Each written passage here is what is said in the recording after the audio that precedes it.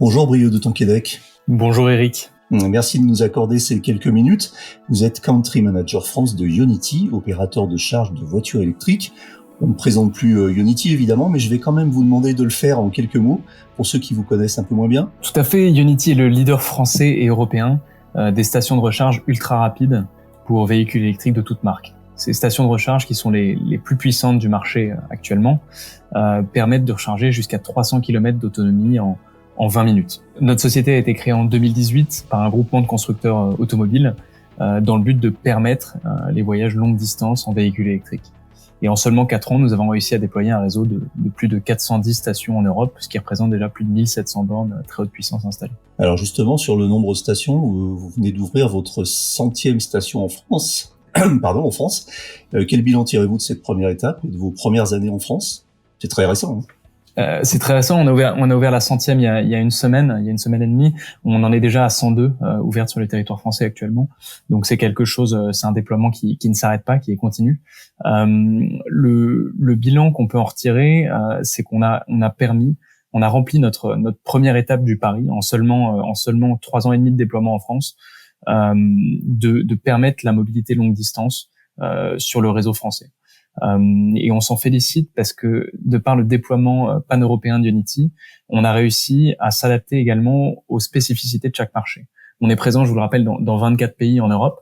En France, on est non seulement présent, mais on est également présent sur les autoroutes, avec toutes les spécificités que ça peut avoir d'être présent sur les autoroutes françaises, le modèle de concession entre autres, également hors autoroute. Donc on a su s'adapter à ce marché-là, on a su le déployer très rapidement, et c'est quelque chose qu'on va continuer à faire dans les années à venir. Quel est le mix d'ailleurs de présence sur autoroute versus présence hors autoroute? Alors, à ce jour, on a un mix à peu près 80% sur autoroute, 20% hors autoroute. Les stations hors autoroute vont être développées de plus en plus dans les années qui viennent. On a, avec Ionity, l'ambition d'ici 2025 de doubler le réseau français en rajoutant 80 stations supplémentaires et en faisant des stations qui passeront de 6 à 12 points de recharge en moyenne. Ces nouvelles stations, elles vont venir non seulement renforcer nos axes actuels, donc les axes autoroutiers, mais également elles vont venir couvrir les axes secondaires et se rapprocher des grandes agglomérations. Quelle est la typologie des stations, c'est-à-dire en nombre moyen de bornes, en puissance des bornes, etc. Alors on est depuis le début, depuis la création d'Ionity, on est sur des stations qui installent des bornes sur lesquelles on installe des bornes 350 kW. Ces bornes, comme je vous le disais, c'est les plus puissantes du marché. Elles sont tellement puissantes qu'aujourd'hui, il y a pas de véhicules qui réellement peuvent recharger à 350 kW. Quand on a commencé à installer ces stations en 2018, on a fait un pari qui semblait un peu fou à l'époque. Pour vous donner un comparatif, à l'époque, les véhicules les plus puissants permettaient d'accueillir seulement 120 à 150 kW.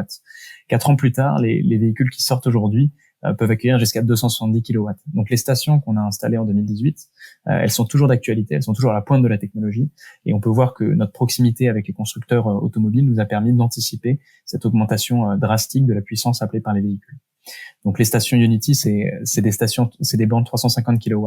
En moyenne jusqu'à présent, c'était 6 emplacements de recharge, et on va passer à 12 emplacements de recharge en moyenne sur les nouvelles stations qu'on va déployer dans les années à venir. Et en France, on a la spécificité d'installer également cette borne tri-standard qui permet au parc roulant, si je peux me permettre, un petit peu vieillissant, de continuer à pouvoir se charger. Les anciennes Renault Zoé, les anciennes Nissan Leaf qui n'étaient pas compatibles au standard européen de recharge rapide peuvent également se charger sur nos stations. Donc ces petites entre guillemets bornes de 50 kW sont une exception française. C'est une exception française. On a quelques autres sites en Europe où on les installe, mais on veut vraiment se focaliser sur le 350 kW. C'est le pari qu'on donne à nos clients, c'est cette expérience de recharge premium sur laquelle vous n'avez pas non plus cette division de puissance si quelqu'un vient se charger à côté de vous. Certains opérateurs aujourd'hui proposent un système qui permet d'économiser sans doute les coûts de raccordement, peut-être les coûts d'infrastructure également, mais qui fait que si quelqu'un se branche à côté de vous au milieu de votre charge, vous allez réduire de manière assez importante l'énergie qui est absorbée par votre véhicule. Aujourd'hui, avec la technologie qu'on a mis en place sur les stations Ionity, c'est pas quelque chose que vous allez observer chez nous. Donc ça veut dire que chaque borne sur une station Ionity est totalement indépendante de sa voisine, et que le nombre de véhicules n'interfère pas sur la puissance de chaque borne. C'est-à-dire que le calcul de foisonnement qu'on a fait de puissance appelée par l'ensemble des véhicules est bien supérieur à celui qui a pu être fait sur d'autres infrastructures, et que vous n'allez pas ressentir ce partage des puissances sur une station Unity. D'accord. Je veux juste revenir sur le consortium Unity, qui est un consortium, comme vous l'avez dit, qui regroupe plusieurs constructeurs. Alors, on va peut-être les rappeler. C'est quoi? C'est le groupe Volkswagen, Porsche, Audi, BMW? Historiquement, on a été fondé par Ford, Mercedes, BMW, et en effet le groupe Volkswagen, avec notamment les marques Porsche et Audi. On a été rejoint en 2020 par le groupe Hyundai Motor, avec les marques Hyundai et Kia. Et plus récemment, lors de notre dernière levée de fonds de 700 millions d'euros en fin d'année dernière, on a été rejoint par le fonds d'investissement BlackRock, qui vient compléter nos actionnaires actuellement. Nissan? Non? Pas à ce jour, non. Pas à ce jour. Alors, est-ce que vous avez des données sur le nombre d'utilisateurs, les recharges, l'énergie rechargée par vos utilisateurs, des moyennes comme ça, de la data un petit peu intéressante à nous proposer? Alors, on communique assez peu sur nos chiffres. À l'échelle européenne, c'est déjà 400 millions de kilomètres qui ont pu être parcourus grâce au réseau Unity. 400 millions de kilomètres verts et décarbonés. Zéro émission, parce que l'énergie qu'on distribue à travers tout notre réseau est de l'énergie verte. Si on prend l'exemple plus spécifique du marché français, c'est déjà 66 millions de kilomètres qui ont été parcourus, et ces chiffres sont en évolution constante, comme vous pouvez l'imaginer. Ce qui est d'autant plus intéressant à mentionner, c'est réellement l'augmentation de cette utilisation. Si on compare le premier trimestre 2021 et le premier trimestre 2022, pour les chiffres qui viennent de sortir, le nombre de sessions a été multiplié par 3. C'est-à-dire que en 2021, en France, je parle du marché français, ouais, on a distribué un peu moins de 20 000 sessions de recharge, là où on en a déjà distribué 92 000 sur le premier trimestre 2022. Cette augmentation, elle est d'autant plus importante sur l'énergie distribuée parce qu'elle, de son côté, a été multipliée par 4. Donc non seulement on a de plus en plus de personnes qui utilisent notre réseau, mais également ces personnes rechargent de plus en plus. Donc encore une fois, on se retrouve dans le pari du 350 kW. Sur vos projets d'extension, vous avez parlé du fait que les prochaines stations passeront de 6 bornes en moyenne à 12 bornes. Vous avez une échéance pour ça? Ça va se faire rapidement? C'est déjà en cours. La 100e station qu'on a ouverte à Saint-Vith est préparée pour 12 emplacements de recharge. On en installe 6 dans un premier temps parce que avec les partenariats qu'on crée pour l'installation de nos sites, on veut pas venir condamner inutilement énormément de place à la recharge. Le pari qu'on fait avec nos partenaires, c'est de leur dire, nous, on va déjà faire l'ensemble du génie civil. On va installer un certain nombre de bornes en fonction des études de trafic qu'on a fait. Et quand le trafic va augmenter, en seulement 2 semaines, on est capable de rajouter des bornes supplémentaires.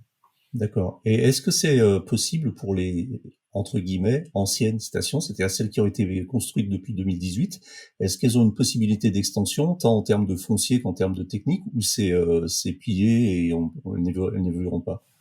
Elles ont des possibilités d'extension. Alors, je vais pas rentrer dans le détail de chaque station, mais en général, elles ont au moins une possibilité d'extension de 50% de leur capacité. On vient d'étendre d'ailleurs 3 stations en France, et on étendra 5 stations supplémentaires d'ici l'été.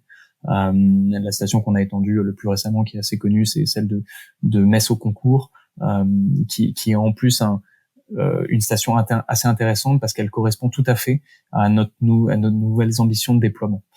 Pour vous rentrer un peu plus dans le détail de cette station, c'est une station qu'on avait installée hors autoroute. À une époque où on installait principalement sur autoroute, on n'avait pas d'opportunité sur les aires de service à cet endroit-là, et on a donc fait le pari de sortir de l'autoroute.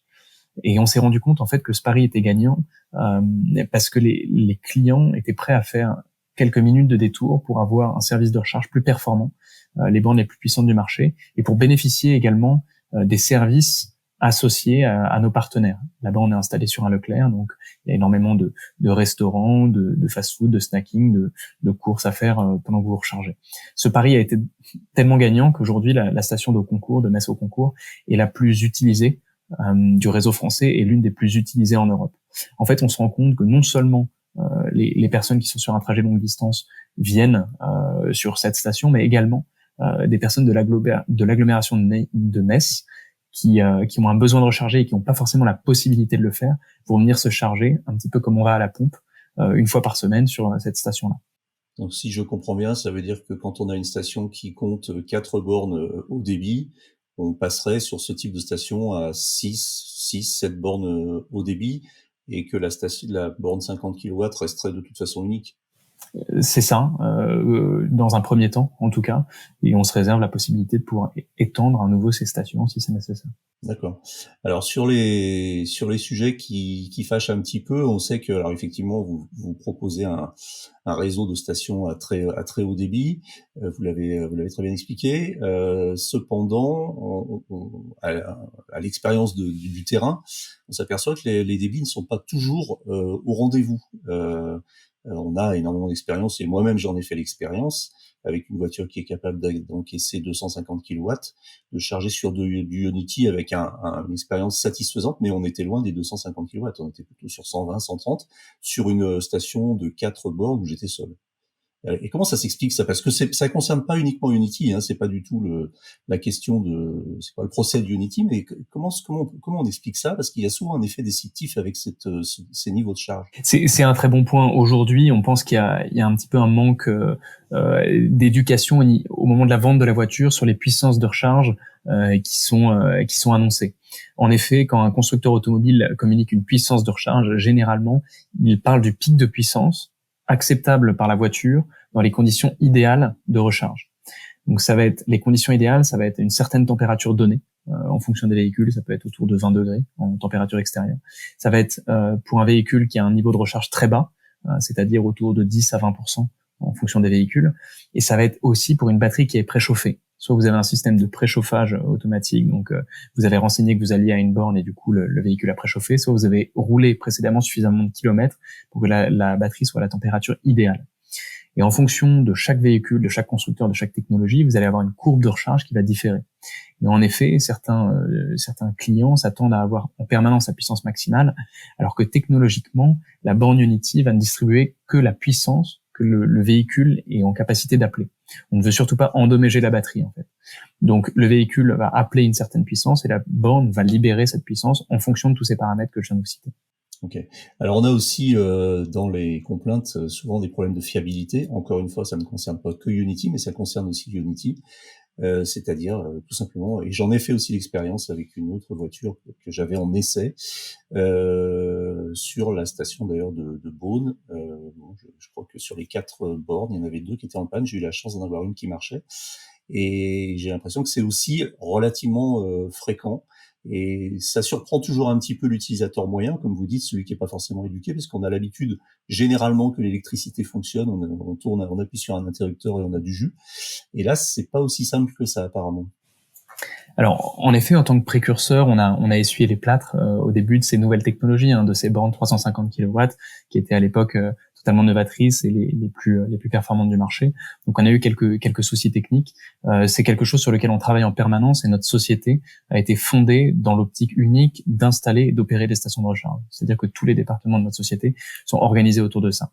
Et principalement les départements de maintenance.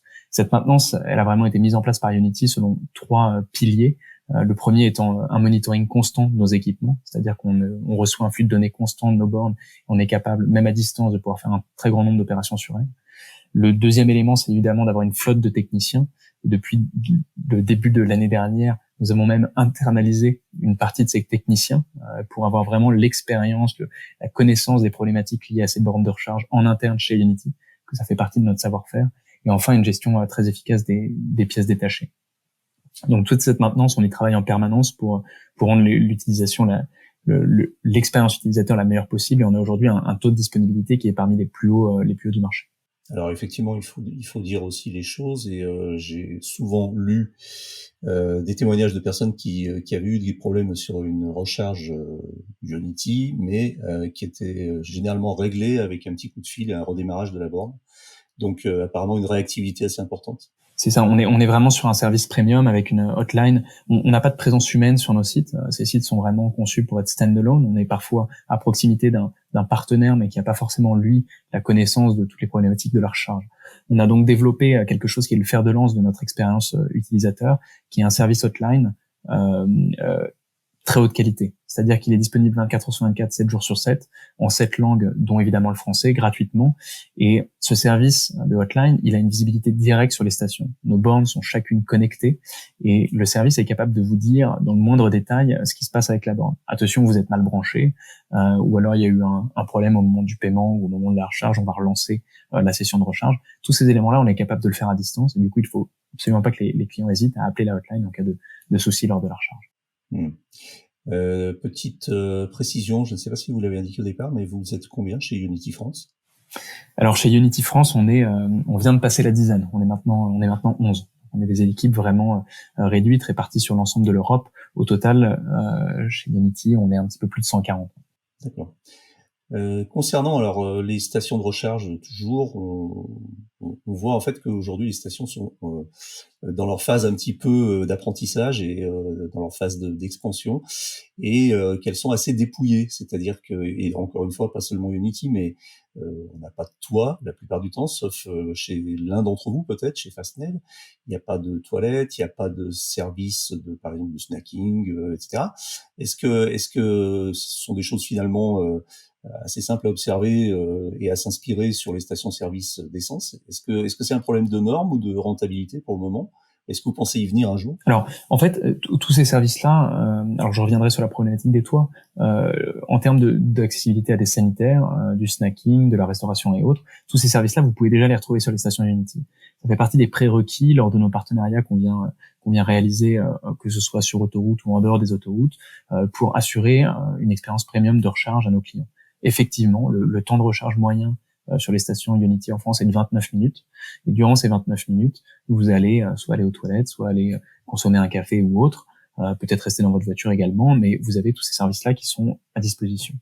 Pour la problématique des toits, Unity a fait vraiment le pari, et c'est aussi de par le mandat qui nous est donné par nos actionnaires, de mettre en place le réseau de recharge avant tout.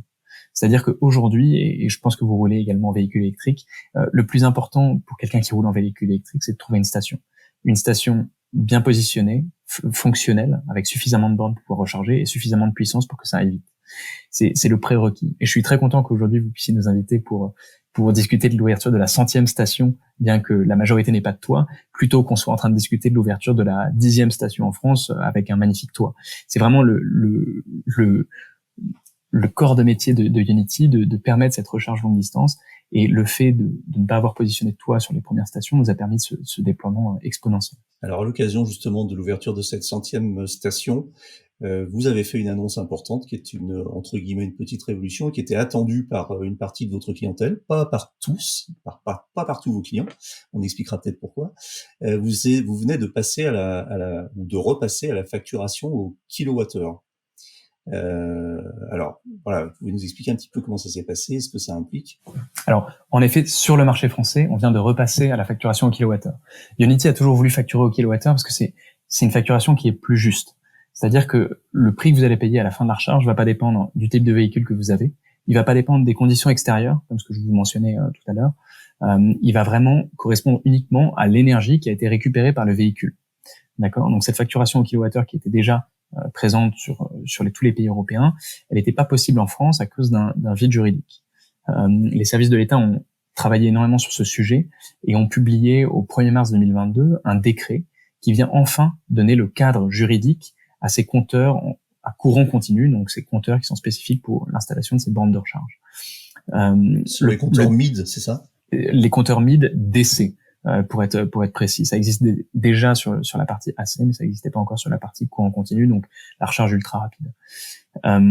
Ce décret est sorti au 1er mars 2022 et avec un travail énorme de nos équipes et de nos partenaires, on a déjà, et on aura d'ici début juillet, rétrofité l'ensemble de nos bornes pour installer ces compteurs au sein de nos bornes. Donc ça n'est pas encore sur toutes les bornes, hein. Il faut que les... C'est en cours, c'est en cours. D'accord. Voilà. C'est quelque chose qui est en cours, qui est un prérequis pour pouvoir facturer au kilowattheure et qui est en train d'être réalisé par nos équipes.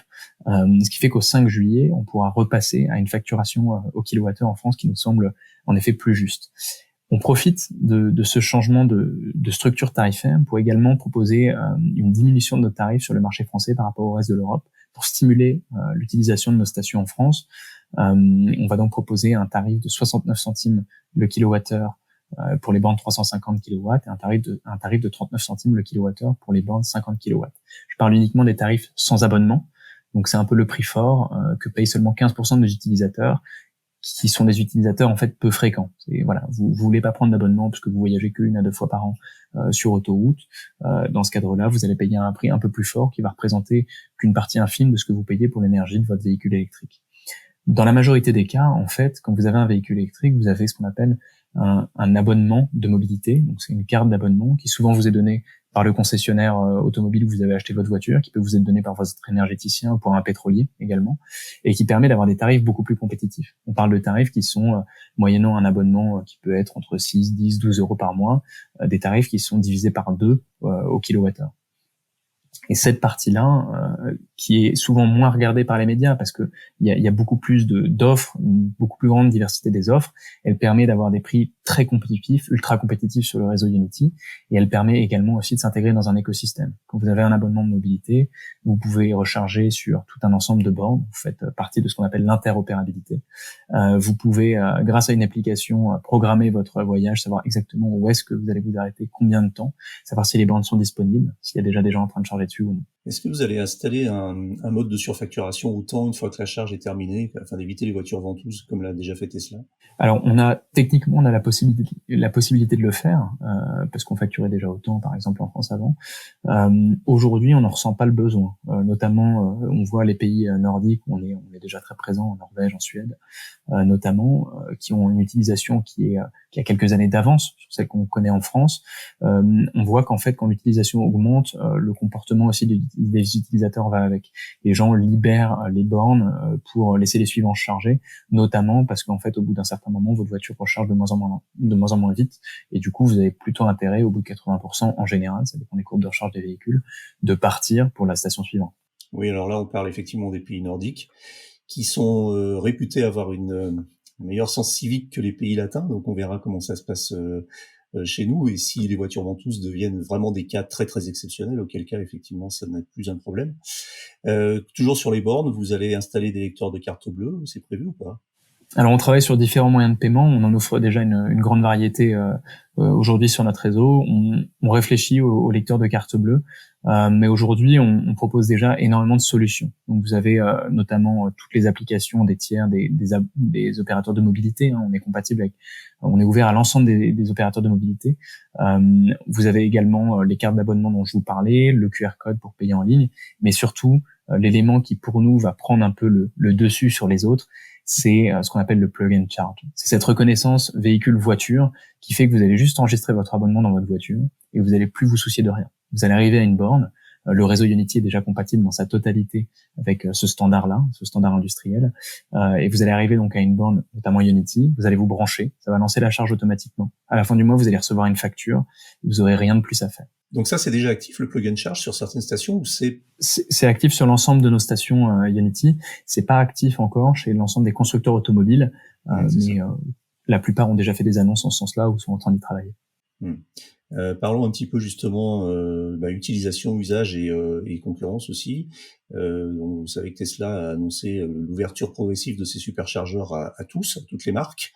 Et va devenir de fait un concurrent encore plus important pour vous. Comment vous appréhendez ça? On s'en félicite. Vous savez, les statistiques, enfin les chiffres aujourd'hui nous donnent un taux d'immatriculation en 2030 à 80% pour des véhicules électriques. C'est-à-dire que d'ici 2030, 80% des véhicules qui seront vendus seront électriques. Avec ce niveau et ce marché exponentiel, toute concurrence est la bienvenue. Je pense qu'on va avoir besoin d'un déploiement massif de ces infrastructures de recharge dans les années à venir. Donc on est très content que Tesla sur certaines stations se soit ouvert au public en termes de marque de véhicules électriques, pardon. Par contre, ce qui manque aujourd'hui et ce sur quoi Ionity travaille depuis sa création, c'est vraiment cette interopérabilité au niveau des opérateurs de mobilité. C'est-à-dire qu'il suffit pas aujourd'hui d'être ouvert à l'ensemble des véhicules électriques, mais être ouvert aussi à l'ensemble des opérateurs de mobilité permet de partager des données en temps réel, permet à n'importe qui, peu importe sa carte d'abonnement, de venir se charger chez vous. Et ça, c'est un sujet sur lequel Ionity travaille depuis le début. On a été fondé en ce sens-là pour permettre notamment l'interopérabilité. Et via un test center qu'on a créé à Munich, où l'ensemble de nos bornes sont installées, on vient régulièrement tester les différents véhicules et les différents types d'abonnements. On y travaille en permanence. Alors justement, on s'approche, on s'approche de l'été et des grandes migrations estivales. Alors certains voient cette échéance arriver avec une certaine angoisse parce que on a connu déjà des pics d'utilisation des stations de recharge. Comment vous vous préparez, vous, Ionity, à l'afflux massif de véhicules électriques sur les routes cet été? Est-ce qu'il y a des dispositifs exceptionnels prévus comme des personnels pour organiser les files d'attente ou encore des chargeurs temporaires comme le fait Tesla, par exemple? Alors on s'y prépare, on n'est pas forcément nous on est persuadé que ces pics de trafic qu'on observe tous les ans, en fait, ils vont correspondre à peu près avec une année d'intervalle au trafic moyen qu'on va observer. On est vraiment sur quelque chose d'exponentiel en termes d'usage. Donc on n'est pas vraiment à développer des solutions temporaires, on se focalise principalement sur les solutions définitives. Donc on installe en permanence des nouvelles stations. Comme je vous le disais, on ouvre en permanence des nouveaux sites, on vient étendre des sites existants, on vient d'augmenter par exemple, j'aime bien mentionner l'exemple des aires de Montélimar, qui sont 2 aires sur l'A7, qui sont un élément très important pour les usagers qui descendent vers le sud pour les vacances et qui en remontent. Et du coup, on travaille vraiment à cet ajout de bornes avant l'été. On aura étendu 5 stations supplémentaires d'ici cet été, par exemple. Donc vous tirez profit de l'expérience déjà du recul de 2 ou 3 ans et vous avez observé comment vos bornes avaient été utilisées, par exemple, l'été dernier? Exactement. On observe non seulement comment les bornes ont été utilisées, on observe aussi les augmentations annuelles qu'on peut observer. Je vous mentionnais ce x3 en termes d'utilisation. Il est pas toujours équivalent, mais on l'observe quasiment tous les ans, en fait. Donc du coup, on a maintenant suffisamment de recul pour faire ces prévisions et travailler là-dessus. On aura quelques dispositifs temporaires, en effet, d'hôtes et d'hôtesses sur certaines stations au cas par cas, notamment nous pour recueillir les avis des utilisateurs et savoir comment se déroule réellement cet été. Vous avez quelques conseils à donner aux automobilistes, aux nouveaux venus dans le monde de l'électrique, qui viennent d'acquérir une voiture électrique, qui en sont à leur premier kilomètre et qui vont donc découvrir leur première grande migration estivale à bord de voiture électrique? Il y a 2-3 conseils à leur donner avant de partir? Ah bah oui, il y a quelques conseils. Le premier, comme on en parlait ensemble, peut-être de vérifier la courbe de recharge et de connaître son véhicule électrique. C'est peut-être déjà le premier élément, c'est aller se renseigner dessus. Et c'est quelque chose de très intéressant. Ensuite, il y a tout cet écosystème qui vous permet de planifier via les applications où est-ce qu'il faut s'arrêter, combien de temps pour optimiser son trajet, et qui fait que sur des trajets longue distance, grâce à des bornes comme celles qu'on installe, vous perdez quasiment plus de temps réellement. Parce qu'en fait, tous les 200-300 km, pour peu que vous ayez des enfants dans votre voiture, vous allez avoir besoin de vous arrêter. Et là, le temps d'aller prendre un café, de passer aux toilettes, la voiture sera déjà chargée. Et enfin, c'est évidemment de profiter de cette nouvelle expérience de transport. On parle d'une expérience plus silencieuse, rapide et verte, surtout grâce à l'énergie verte que nous distribuons. Oui, alors justement, à propos d'énergie verte, alors je vous avoue que j'étais un petit peu ignorant dans ce domaine, et vous l'avez mentionné tout à l'heure. Donc en fait, vous insistez un peu sur la durabilité de votre offre et sur le fait que toute l'énergie qui est dispensée aux voitures que vous rechargez est d'origine verte, c'est ça? Oui, ça fait partie des missions de Ionity, c'est de permettre cette mobilité plus durable via de la fourniture uniquement d'énergie verte sur l'ensemble de notre réseau en Europe. Et on vient nouer des partenariats en fait avec des fournisseurs d'énergie à des échelles plus locales. En France, on a noué un partenariat avec la société Enalp, qui est une branche de la Compagnie nationale du Rhône, qui produit la majorité de son électricité grâce au barrage hydroélectrique du Rhône. Et ça nous permet, grâce à ces partenariats-là, d'injecter dans le réseau l'équivalent d'énergie qu'on vient délivrer, que ce soit de l'énergie réellement verte. En termes d'implantation, on a parlé des autoroutes, 80%, hors autoroute, 20%. Et il y a toujours un sujet un petit peu délicat, c'est celui des villes et des centres-villes. Est-ce que vous pensez aborder ce marché avec Ionity? Est-ce qu'un jour on trouvera des bornes Ionity dans les parkings d'immeubles ou de je sais pas, grandes surfaces en centre-ville? On y travaille. Vous savez peut-être que 50% des personnes qui possèdent un véhicule en France n'ont pas de place de parking attitrée. Alors ces personnes-là, elles comptent principalement aujourd'hui sur les réseaux de recharge lentes en voirie pour se recharger. C'est pas toujours idéal, c'est pas toujours simple de rentrer chez soi, d'aller brancher son véhicule et 6 heures après de devoir le décaler pour laisser la place au suivant. Et du coup, je mentionnais l'exemple de Metz, mais on a d'autres stations dans le même cas, où on s'aperçoit qu'en fait des gens vont aller dans les stations de recharge haute puissance, un peu comme quand on va à la pompe. une fois par semaine, le samedi potentiellement, vous allez faire vos courses, vous en profitez pour recharger votre véhicule pour la semaine ou pour les 2 semaines à venir. Dans ce cadre-là, les stations de recharge haute puissance ont de plus en plus de sens à proximité des agglomérations. C'est pourquoi on se rapproche actuellement des agglomérations, on y travaille, et c'est vraiment un sujet où on voit que la demande est croissante aussi là-dessus. En termes de stratégie, on a donc cette stratégie sur les implantations et quel type de clientèle on va desservir. Et on a également une stratégie qui vient évoluer pour Unity sur la manière d'acquérir et de créer ces sites. On va continuer, parce que c'est nécessaire, et c'est une manière beaucoup plus rapide de se déployer, à nouer des partenariats, c'est-à-dire avec des partenaires à mettre en place des stations sur des aires de service, sur des centres commerciaux, des hôtels, tous ces partenaires qui peuvent apporter des services complémentaires à la recharge. Mais on va également, et ça c'est une nouveauté liée à notre nouvelle levée de fonds, venir acquérir des sites en propre. C'est-à-dire qu'on va ancrer plus durablement certaines stations à des points plus précis du maillage de Unity dans chacun des pays dans lesquels on s'installe.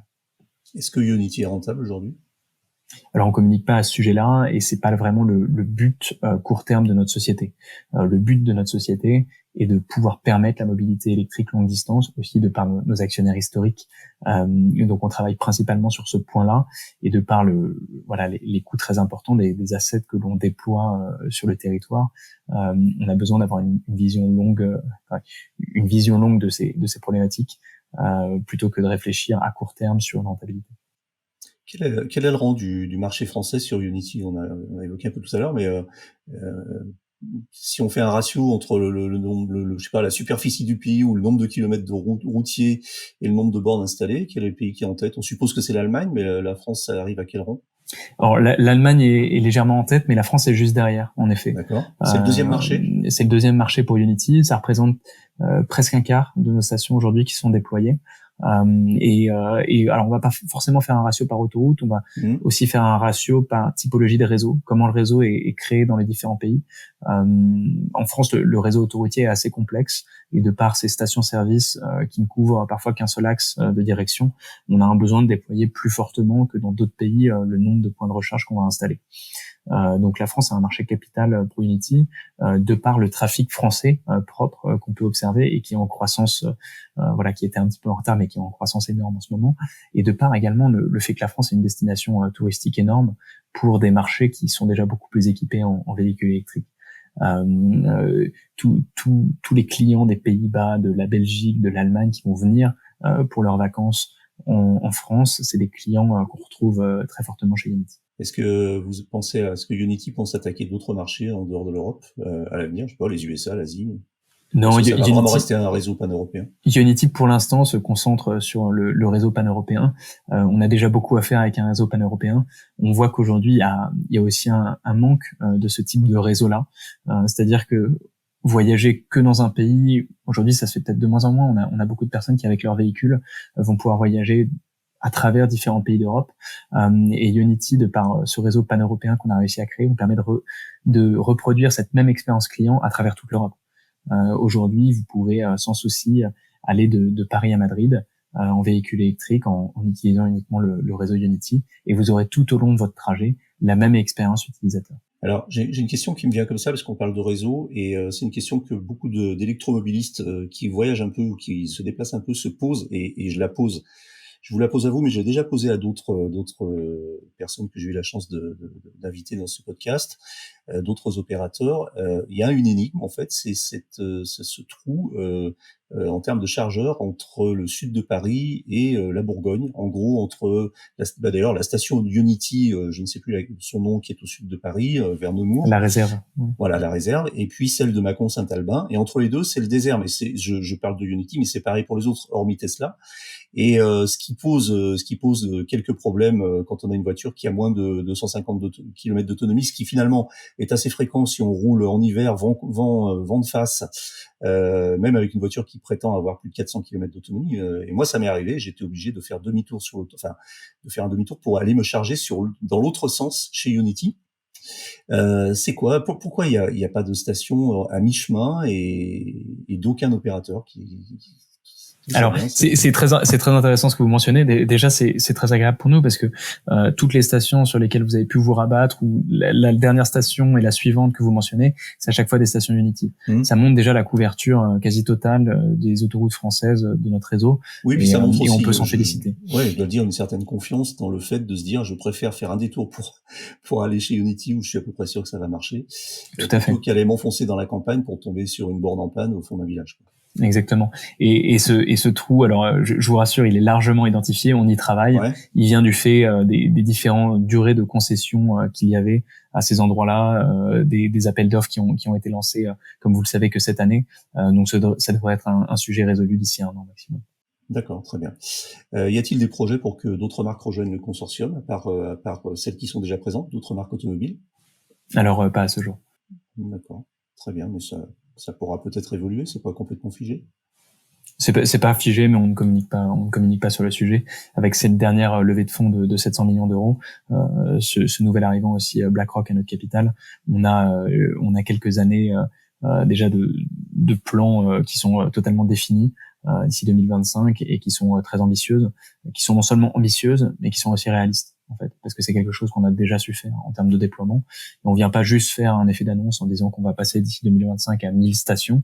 En fait, on vient vous donner des chiffres qu'on est capable de réaliser dans ce temps-là.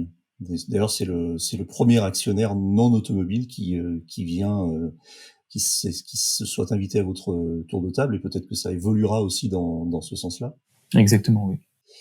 Alors, pour conclure, Brieux, la question perso à 1 euro, est-ce que vous roulez vous-même en voiture électrique? C'est une bonne question. Alors évidemment, je privilégie les transports en commun dès que je peux, mais oui, je roule en voiture électrique. J'ai eu l'occasion d'en tester beaucoup de par mes fonctions, de par les différentes mises en service qu'on a pu faire, et je roule principalement en i3 quand je prends un véhicule électrique.